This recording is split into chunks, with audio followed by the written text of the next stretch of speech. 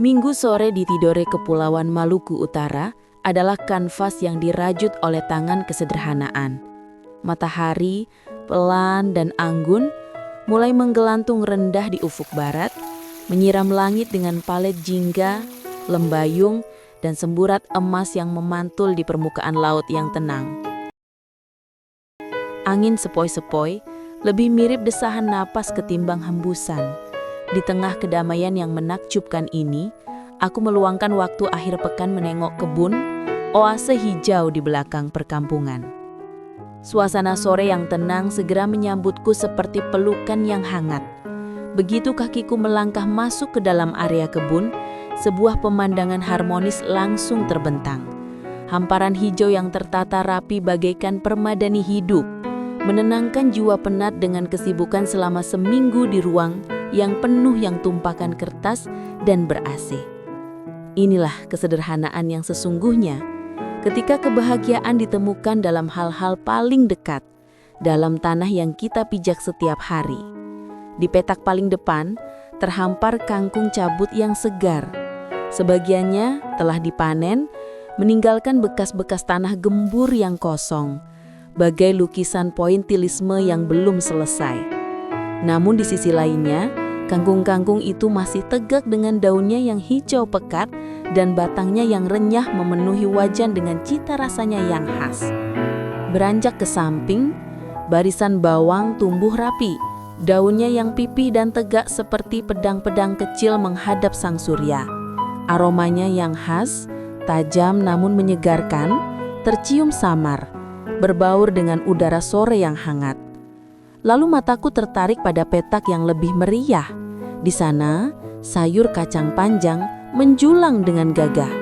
Daunnya yang lebat dan berwarna hijau muda membentuk kanopi yang rindang. Yang membuatnya istimewa adalah tiang-tiang penyangganya. Aku tidak menggunakan bambu biasa. Aku memanfaatkan batang sayur lilin yang sudah tua, menancapkannya ke tanah dan menyilangkannya dengan tali rafia yang longgar. Batang-batang sayur lilin itu berdiri kokoh, menjadi penopang yang sempurna bagi sulur-sulur kacang panjang yang melilitnya dengan penuh kepercayaan. Beberapa bunga kecil berwarna ungu sudah mulai bermekaran, menjanjikan buah yang panjang dan ranum di kemudian hari. Inilah pelajaran tentang berkembang. Bagaimana dengan dukungan yang tepat, kita bisa tumbuh lebih tinggi dan menghasilkan lebih banyak. Dan tak ketinggalan, si kecil pedas yang selalu dibutuhkan, cabai.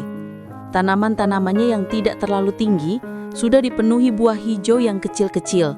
Beberapa di antaranya sudah mulai menunjukkan semburat merah, seperti permata kecil yang bersembunyi di balik dedaunan.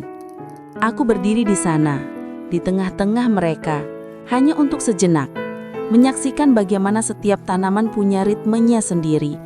Ada yang sudah dipetik, ada yang baru bertunas, ada yang sedang berjuang menjulang tinggi dengan bantuan penyangga. Suara jangkrik mulai berdengung pelan, mengiringi langit yang perlahan berubah warna. Inilah ketenangan yang menyembuhkan, ketika kita belajar sabar mengikuti irama alam, bukan memaksakan kehendak. Minggu sore mengisi waktu di kebun. Ini adalah tempatku kembali pada kesederhanaan, ruang untuk berkembang, dan sumber ketenangan jiwa. Dan seperti pesan Rasulullah, semua ini adalah sedekah. Sedekah bagi jiwa yang merawatnya, sedekah bagi tubuh yang menikmati hasilnya, dan sedekah bagi semesta yang menjadi lebih hijau karenanya. Di Pulau Tidore yang damai, di kebun dengan suasana alam yang penuh kesederhanaan, mengajarkan bahwa hidup yang bermakna tidak perlu rumit. Cukuplah luangkan waktu menikmati kesederhanaan dengan berkebun, semangat untuk berkembang seperti kacang panjang yang merambat tinggi, dan ketenangan dalam merawat setiap kehidupan. Semuanya telah menjadi sedekah terindah bagi manusia dan semua makhluk ciptaan Tuhan. Dari Tidore Kepulauan, di suasana berkebun, Bung Sukardi Daud menarasikan.